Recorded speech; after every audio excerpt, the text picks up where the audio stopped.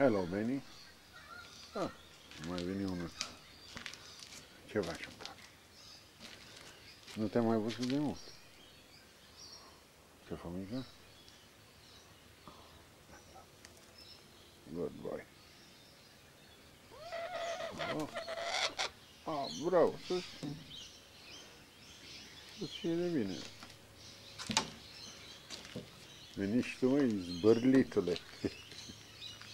Ia să vedem, tu zici mulțumesc? Oh!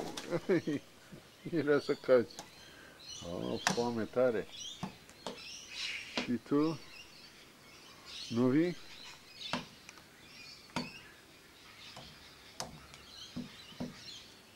Hai, vezi, ăștia mănâncă dacă sunt aici. Tu? Oh! Să vă fie de bine.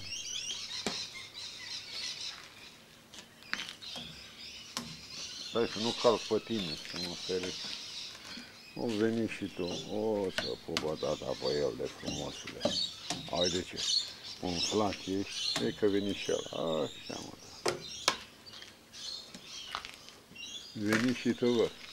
Până la urmă te-ai decis, te-ai decis. Ia, tată. Da. Păi, ce uite, stăteai acolo degeaba ca fraier. Te uitai și ăștia mâncau aici, uite. Veselii, hai că uite mai am. Hai ce frumos ești. Așa, pupă tata pe el, da. Da, tu nu știi să zici mersi, nimic, a? Auzi, râdea de tine.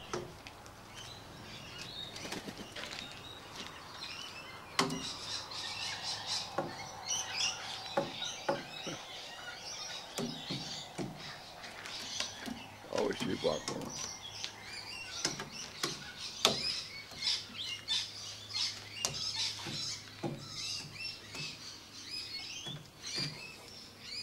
Pe acolo, pom. Al de mitică cum.